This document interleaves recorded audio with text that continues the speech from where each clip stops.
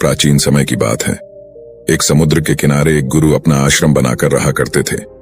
हजारों शिष्य उनसे ज्ञान ग्रहण करने के लिए दूर दूर से उनके पास आकर रहते थे।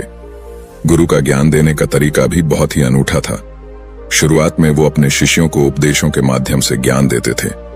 उसके बाद वो अपने शिष्यों को उस ज्ञान का अनुसरण करने के लिए कहते थे, उस ज्ञान को अपने व्यावहारिक जीवन में उतारने को कहते थे।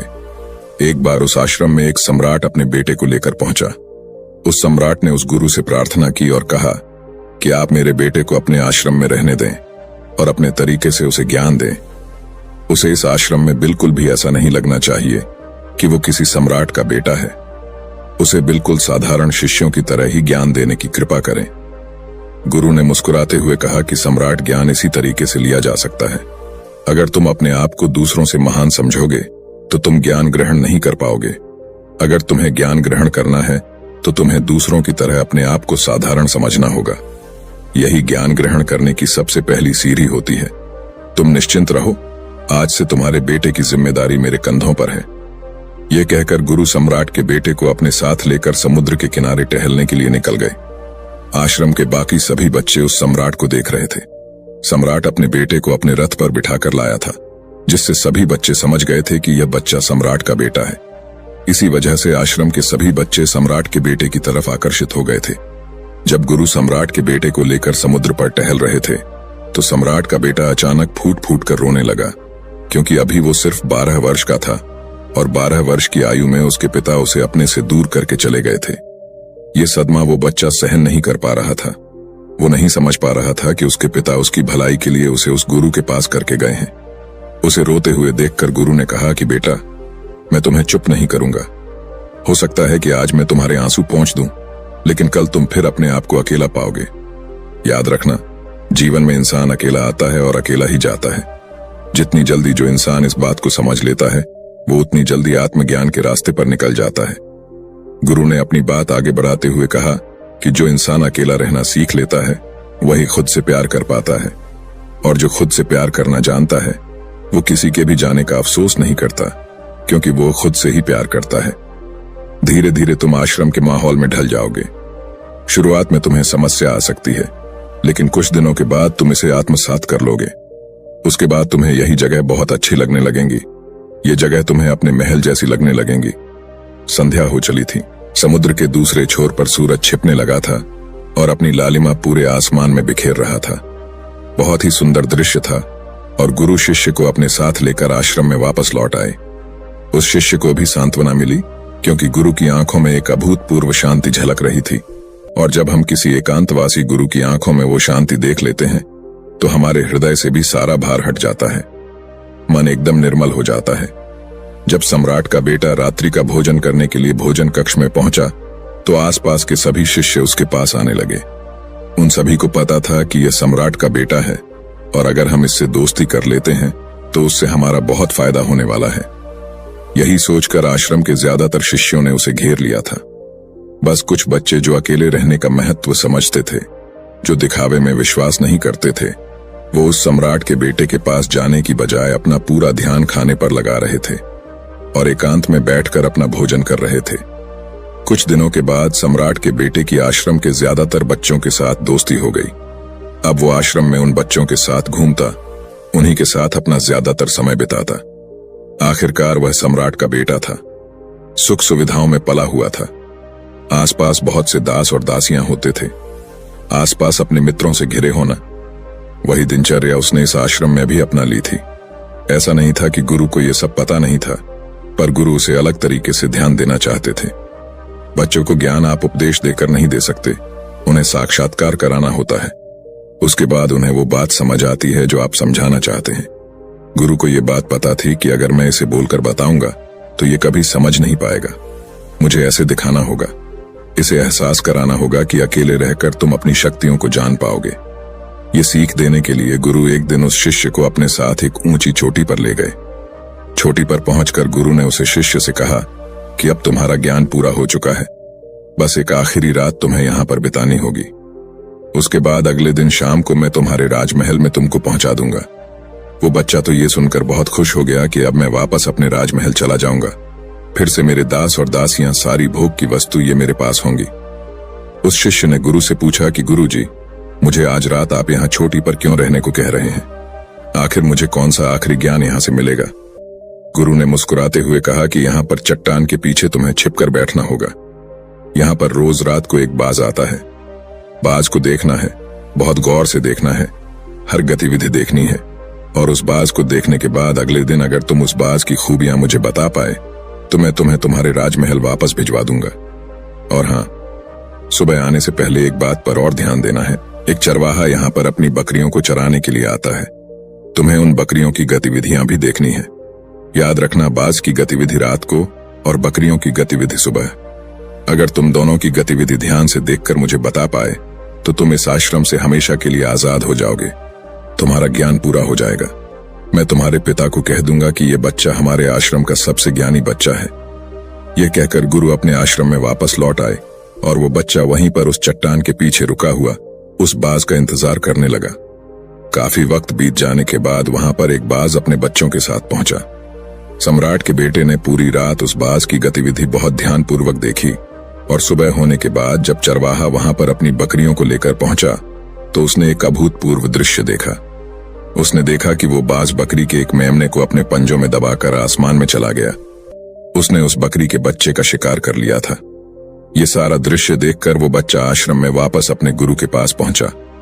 इससे पहले कि गुरु उससे कुछ पूछते, उसने गुरु को प्रणाम करते हुए कहा कि गुरुदेव, आप आश्रम के सभी बच्चों को यहाँ पर बुला लीजिए। मैं सब लोगों को बताना चाहता हूँ कि मैंने क्या देखा। जब आश्रम के सभी बच्चे वहां पर पहुंच गए तो उस सम्राट के बेटे ने कहना शुरू किया कि मैंने अपने जीवन में बहुत से पक्षियों को देखा है, लेकिन बाज उन सभी पक्षियों में से सबसे अद्भुत और सबसे अलग होता है। उदाहरण के लिए एक तोता हम सभी ने देखा है। तोता बोलता तो बहुत है, लेकिन कभी ऊंचा आसमान में नहीं जा पाता। लेकिन एक बाज जो कि हर समय शांत रहता है, वो आकाश को भी छू सकता है। उसमें आकाश को छू लेने का सामर्थ्य होता है। जब भी एक बाज अपने शिकार को निश्चित कर लेता है तो वह उसी शिकार पर अपनी नजरें लगाए रहता है, चाहे वो कितनी भी ऊंचाई पर क्यों ना हो, चाहे कितना भी खतरनाक तूफान क्यों ना आ जाए, लेकिन उसकी नजर हमेशा अपने लक्ष्य पर स्थिर रहती है। आज सुबह जिस बाज को मैंने देखा, उसने हर बकरी को अपना शिकार नहीं बनाया, बल्कि उस बकरी के झुंड में से उसने उस बकरी के मेमने को अपना शिकार बनाया। पहली बात, उस बाज की तरह हमें भी अपना ध्यान अपने एक ही लक्ष्य पर स्थिर रखना चाहिए, चाहे कितनी भी रुकावट क्यों ना आए। हमें अपना लक्ष्य स्पष्ट दिखाई देना चाहिए, पर पूरी एकाग्रता के साथ ध्यान देना चाहिए। तीसरी बात जो मैंने उस बाज से सीखी और जो हम सभी को सीखनी चाहिए, वह यह है कि बाज कभी भी दूसरे पक्षी के साथ नहीं रहता। वो हमेशा आकाश में अकेला रहता है। इससे हमें यह सीख लेनी चाहिए कि हमें कभी भी छोटी सोच वाले लोगों के साथ नहीं रहना चाहिए। आखिरकार हम भी वही बन जाते हैं जिनके साथ हम रहते हैं। इसीलिए या तो महान सोच वालों के साथ रहो या फिर अकेले, क्योंकि जब हम अकेले रहते हैं तभी हम खुद की ताकत और खुद की कमजोरियों को जान पाते हैं। कमजोरियों को जानकर उनको दूर कर सकते हैं और अपनी ताकत को जानकर उसका सही इस्तेमाल कर सकते हैं। लेकिन वो तभी संभव होगा जब हम अकेले रहना सीखेंगे। चौथी सीख जो हमें एक बाज से लेनी चाहिए कि एक बाज हमेशा अपनी सीमाओं से ऊपर रहता है। जब तूफान आता है तो हर एक पक्षी अपने घोंसले की तरफ भागता है, खुद को छुपाने की जगह ढूंढता है, लेकिन बाज ऐसा कुछ भी नहीं करता। वो खुद की सीमाओं को हटाकर बादलों से भी ऊपर जाने का प्रयास करता है। हवाएं उसे धक्का मारती है, पंख उसके भारी हो जाते हैं, पानी और धूल की वजह से कुछ दिखाई नहीं देता, लेकिन वो फिर भी आसमान की तरफ जाता रहता है और अंततः बादलों से भी ऊपर निकल जाता है और वहां तब तक ऊपर जाता रहता है जब तक मौसम ठीक नहीं हो जाता। अपनी सीमाओं को सिर्फ इसलिए हटा पाता है क्योंकि वो समस्या के आने पर उससे घबराता नहीं है। उसे डर कर बचने का प्रयास नहीं करता, बल्कि एक सकारात्मक नजरिए के साथ उसका सामना करता है। जीवन में चाहे कितनी भी रुकावटें क्यों ना आए, हमें उन रुकावटों को हराना चाहिए, न कि उनसे डरकर कहीं छुप कर बैठना चाहिए। बहादुर तो वो लोग होते हैं जो तूफानों से टकरा जाते हैं, कायर तो अपने घर में, अपने घोंसले में, अपनी जगह में आराम से बैठ जाते हैं। पांचवी बात जो हमें एक बाज से सीखनी चाहिए कि बाज कभी भी अपने घोंसले में घास के कोमल तिनके नहीं रखता। जो तिनके कोमल होते जाते हैं वो उन्हें निकालकर फेंकता रहता है। उसी तरह चाहे कितनी भी आरामदायक जिंदगी आपको मिली हो, लेकिन उस आराम से ऊपर उठकर अपने आलस्य को हटाकर जीवन में मेहनत करते रहना चाहिए। जीवन में पसीना बहाना चाहिए, शारीरिक मेहनत करनी चाहिए। अपने घोंसले से कोमल तिनके उठाकर फेंक दो और आज ही अपने आलस्य को हटाकर निकलो। हर दिन अपने आप को चुनौतियां दो। हर दिन मुश्किलों का सामना करो, क्योंकि वही मुश्किलें तुम्हें मजबूत बनाएंगी। जंगल के राजा शेर को भी झुंड बनाकर शिकार करते हुए देखा जा सकता है, लेकिन बाज हमेशा अकेला शिकार करता है, क्योंकि वो जानता है कि झुंड में रहना हौसला तो देती है मगर साहस छीन लेती है। आदमी को हमेशा अकेले ही आगे जाना होता है। यही कारण होता है कि वो जल, थल और नभ सभी जगहों पर अपने शिकार का परचम लहरा सकता है। बाज की उम्र लगभग 70 साल की होती है, लेकिन 40 साल में ही उसका शरीर पुराना हो जाता है। नाखून उसके पैरों में धंसने लगते हैं, पंख उसके शरीर में चिपक जाते हैं, उसकी चोंच खराब हो जाती है, उसका शरीर भारी हो जाता है। ऐसी स्थिति में शिकार करना तो क्या, जीने की भी हालत नहीं रहती उसकी। ऐसे में उसके पास सिर्फ 2 विकल्प होते हैं। पहला, या तो वह खुद की इस अवस्था को स्वीकार कर ले और भूखा प्यासा मर जाए, किसी दूसरे जानवर का शिकार बन जाए, और दूसरा विकल्प यह होता है कि वो 6 महीने एक बहुत ही दर्दनाक प्रक्रिया से गुजरे और खुद को फिर से पहले जैसा मजबूत बना ले। लेकिन बाज दूसरा विकल्प चुनता है। इसके लिए वो खुद को एक बहुत ही ऊंचे चोटी पर ले जाता है, जहां वह पहले अपने सारे पंख खींच खींच कर निकालता है और फिर चट्टान पर पैर मार मार कर अपने पंजे कुतर देता है। उसके बाद उसी चट्टान पर अपनी चोंच को पटक पटक कर पुराना हिस्सा निकाल देता है और इस लहूलुहान अवस्था में खुद को दूसरे जानवरों से छुपाता फिरता है। अगले 6 महीने तक वो इसी दर्दनाक प्रक्रिया से गुजरता है और इंतजार करता है नए चोंच, नए पंखों का। तब फिर वो अपनी नई जिंदगी शुरू करता है और निकल जाता है अपने शिकार पर और अगले 30 सालों तक फिर से राज करता है। इसीलिए समय आने पर हमें भी अपनी पुरानी आदतों को त्यागना होता है और कुछ नया सीखना होता है।